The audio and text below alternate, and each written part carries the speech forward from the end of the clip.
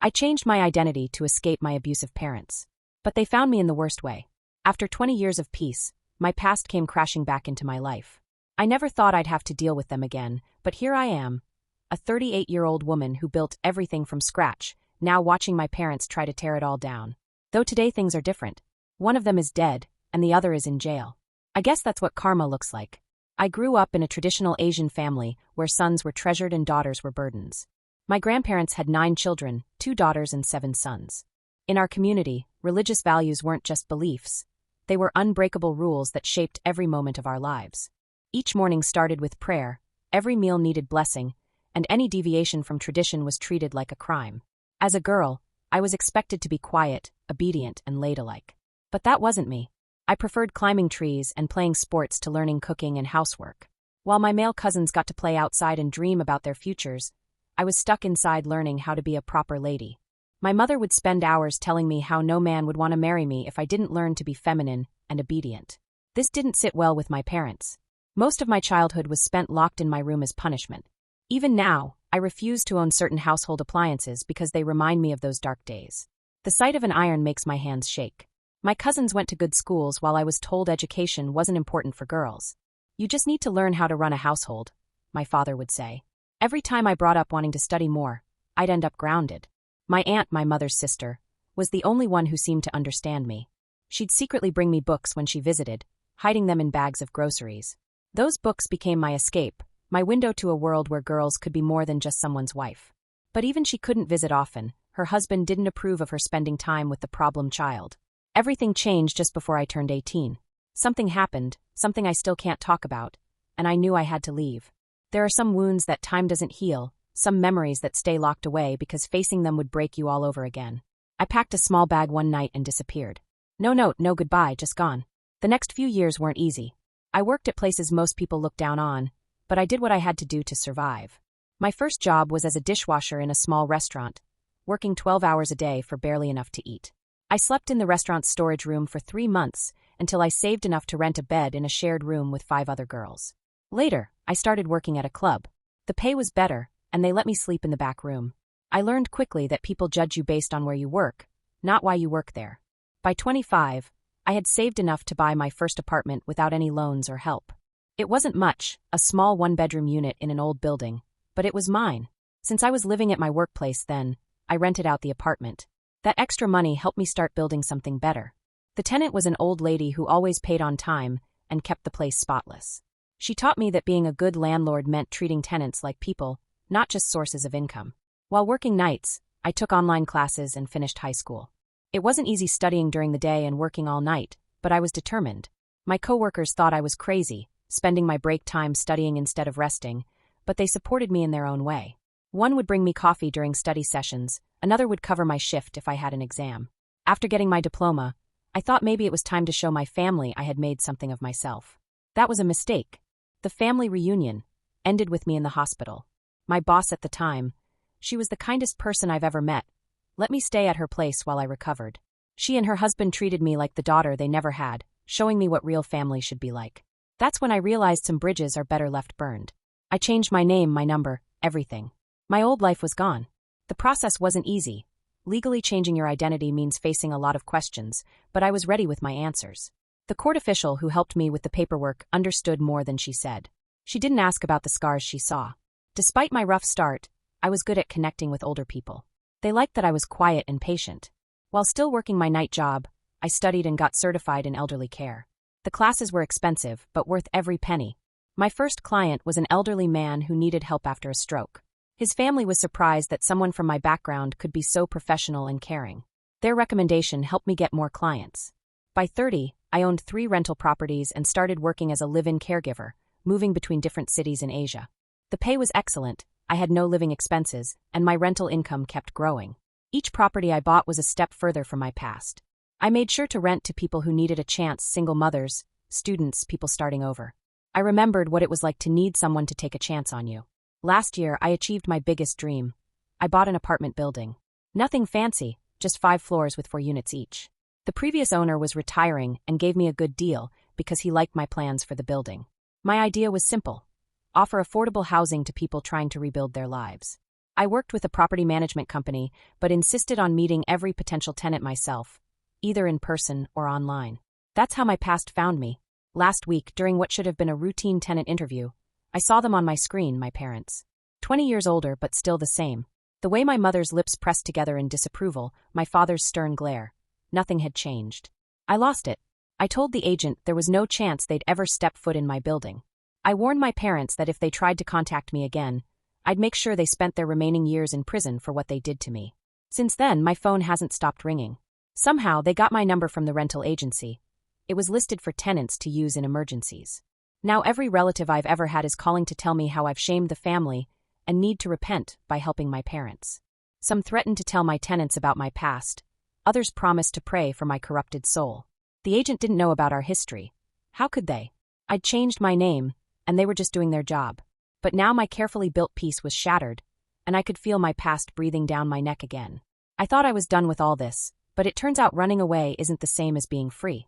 Everything I'd built, my new life, my success, it all felt fragile suddenly, like a house of cards that could collapse with one wrong move. I didn't know then that this was just the beginning. My parents weren't going to give up easily, and what happened next would change everything, again. I work as a live-in caregiver in different cities, staying with elderly clients who need round-the-clock care. Last week, I was working with a sweet old couple in Singapore when my phone started blowing up with messages from my tenants. At first, I thought it was a maintenance emergency, but the reality was much worse. My parents had broken into one of the empty apartments in my building. In Singapore, this would be simple: call the police, get them out. But back home, the laws are different. You can't evict anyone during the winter months, from October to March. You also can't evict elderly people, or those on disability benefits. My parents knew this. They'd planned it all. I booked the first flight home. 20 hours later, I was standing in front of my building, looking up at the window of the apartment they'd invaded. My hands were shaking, but not from fear, from anger. Two of my tenants, Mark and Sarah, were waiting for me in the lobby. They'd been keeping an eye on the situation. Sarah's golden retriever, Max, sensed my stress and kept nudging my hand with his nose. Then I saw it, a court notice in my mailbox. My parents were suing me for financial support. In my country, children can be legally forced to support their elderly parents, something called filial responsibility. They weren't just squatting in my building. They were trying to take everything I'd built. I wanted to break down that apartment door and drag them out myself. Mark, a former security guard, physically stopped me. "They're not worth going to jail over," he said. He was right, but that didn't make it any easier. Sarah brought me to her apartment, made me tea, and let Max rest his head on my lap while I tried to think straight. My building manager had already contacted a lawyer, but this wasn't going to be simple. My parents had timed everything perfectly. Winter was starting, they were over 65, and my father had a disability pension. The law was technically on their side. That night, I couldn't sleep. Memories I'd buried years ago kept surfacing. The endless hours standing in corners as punishment. The burns from teaching me proper ironing. The locked doors, the constant criticism. The things that happened right before I ran away. I'd spent 20 years building a new life, and now they were here to destroy it all over again. The next morning, I met with my lawyers. They were confident about fighting the financial support claim, especially given my history, but getting my parents out of the building would be trickier. We needed proof they had another residence, proof they weren't actually in need, proof of their history of abuse. I had the scars but wasn't sure I was ready to show them to the world. I called my old boss from the club, the one who took care of me after my last encounter with my parents. She and her husband had watched me recover from broken bones and worse. They agreed to testify about what they'd seen. It felt strange, preparing to tell a court about things I'd spent years trying to forget. My tenants were worried. Many of them had their own stories of starting over, of running from bad situations. They understood what was at stake. Some offered to help gather evidence. Others just brought food and company when they saw my lights on late at night. In my darkest moments, their kindness kept me going. A week passed. My lawyers filed motions, gathered statements, prepared our case. I stayed in Sarah's guest room. I couldn't bear being in my own apartment, knowing they were just 2 floors away. Max became my constant companion, somehow always knowing when the nightmares were about to hit. Then came the day we'd been waiting for. My lawyers found a legal loophole. While you can't evict tenants in winter, my parents weren't technically tenants. They'd broken in, which meant we could have them removed by police. We got a court order and went to the apartment with 2 police officers. What happened next still feels like a nightmare. When the police knocked, my father started shouting. He was red in the face, waving his arms, screaming about ungrateful children and family duty. Then suddenly, mid-rant, he clutched his chest and collapsed. The police called an ambulance, but it was too late. He was gone. My mother completely lost control. Before anyone could stop her, she grabbed a kitchen knife and came at me. The police were quick, but not quick enough to prevent her from slashing my leg. As they handcuffed her, she kept screaming that I'd killed her husband, that I deserved to die, that I was cursed. I sat on the floor, watching paramedics cover my father's body, while a police officer bandaged my leg. 20 years of running, of building a new life, and here I was bleeding from another wound they'd given me. My father was dead, my mother was in custody, and I had a new scar to add to my collection. The next few days passed in a blur. There were police statements to make, papers to sign, medical examinations to document the attack. My father's body went to the morgue for autopsy, standard procedure when someone dies during a police intervention. I told them to do whatever they needed to do with his body. I didn't want any part of it. My lawyers were now handling 2 cases, defending against the financial support claim and prosecuting my mother for assault. They assured me the support claim would be dismissed given the circumstances. As for my mother, with multiple witnesses to her attack and my documented history of abuse, she'd likely face serious time. But none of it felt like victory. Every time I looked at the bandage on my leg, I felt like that scared teenager again. They'd managed one last time to leave their mark on me, to remind me that no matter how far I ran, how much I built, they could still hurt me. My tenants tried to ask questions about what had happened, about my past, about why my own parents would do this. I avoided answering. In my country, people judge you forever based on your past. My years working in clubs, running away from home, none of my success now would matter once they knew. Sometimes being alone is safer than risking judgment. Sarah offered to let me stay with her longer, but I needed to get away. I had a new client waiting in Singapore, elderly parents with medical needs. The irony wasn't lost on me. I'd spend my life caring for other people's parents while running from my own. What I didn't know then was that the real breakdown was still coming. Sometimes when you spend years being strong, it's the moment when everything is finally over that you fall apart. I made it 3 days into my new job in Singapore before everything caught up with me. I was changing my clients' bandages when I saw my own reflection in the mirror. Tired eyes, new gray hairs, and somewhere inside, a woman holding on to too many secrets for too long. I dropped the bandages. My hands wouldn't stop shaking. The next thing I knew, I was in a hospital bed with a doctor telling me I'd had a severe panic attack. 20 years of buried trauma had finally broken through the walls I'd built. They kept me in the hospital for observation. At first, I fought it. I had work to do, tenants to manage, a court case to deal with. But my body had other plans. I slept for almost 2 days straight, waking up only to eat and take medication. The doctors said it was my mind's way of finally processing everything. My property manager handled the building while I was away. The empty apartment, the one my parents had broken into, was cleaned and repainted. My mother was still in jail waiting for her trial. The financial support case was dismissed given the circumstances. But none of that mattered much anymore. In the quiet of the hospital room, memories started surfacing. Not just the big traumas, the beating, the burns, the final assault, but the small daily cruelties. The way my mother would lock away my school books as punishment. How my father would make me kneel on rice for hours if I spoke during meals. The constant message that I was worthless because I was a girl. A hospital counselor started visiting me daily. At first, I just sat there silently. I'd never really talked about my past before. But slowly, words started coming out. I told her about my childhood, about running away, about building my life from nothing. About how even after all these years, part of me was still that scared teenager. "You didn't just survive," she said one day. "You built a life helping others start over. Every person you've given a home to, every elderly person you've cared for.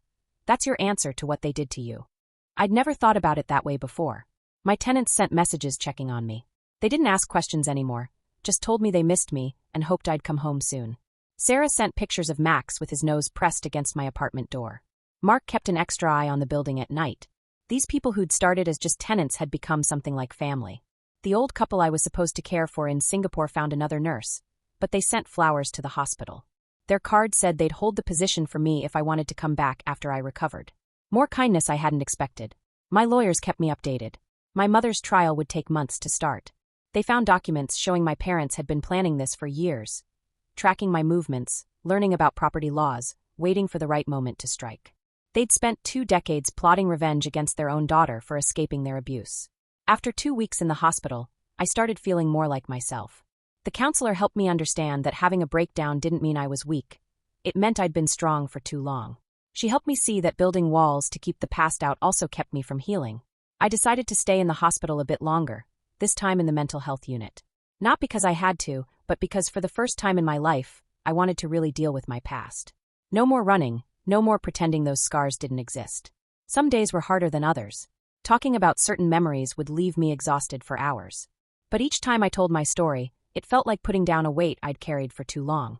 The counselor taught me that my parents' voices in my head, the ones telling me I was worthless, didn't have to be the loudest anymore. Looking at my new scar, I started seeing it differently. Yes, it was another mark they'd left on me, but it was also proof. Proof that I'd faced them one last time and survived. Proof that their power to hurt me was finally over. I started making plans for when I got out. The apartment building needed some renovations. I wanted to add a community room where tenants could gather, maybe have dinners together. Places to belong are hard to find when you're starting over. I knew that better than anyone. My mother's trial would start eventually, but I decided I wouldn't attend. My lawyers had everything they needed: medical records, witness statements, police reports. I'd given my testimony in a recorded statement. She didn't deserve any more of my time or energy. After a month in the hospital, I was ready to leave. Not because I was completely healed, the counselor said that would take time, but because I was finally ready to live without hiding. I didn't need to pretend my past didn't exist anymore. I went back to my building on a sunny morning. Sarah and Max were waiting in the lobby. Other tenants stopped by throughout the day, just to say welcome home. That evening, we had an impromptu gathering in the courtyard. Someone brought food, another person set up chairs. Looking around at these people who'd supported me without even knowing my whole story, I realized something. Family isn't always about blood. Sometimes it's about the people who show up when you need them. The ones who don't need to know your past to care about your present. The ones who help you build something new when the old falls apart. I still work as a caregiver, still travel between cities, but now I come home more often. I have weekly video calls with my counselor. I'm learning that being strong doesn't mean being alone. The scars are still there, all of them, but now they're just part of my story, not the whole of it. My parents tried one last time to destroy me, and instead they set me free. Sometimes the end of one thing is just the beginning of something better. Thank you for watching. If you enjoyed this story, please hit that subscribe button. Don't forget to give it a thumbs up and share it with friends or family who might enjoy it too. Your support means a lot. And if you have any thoughts, questions, or story ideas, drop them in the comments below. I'd love to hear from you. See you in the next story.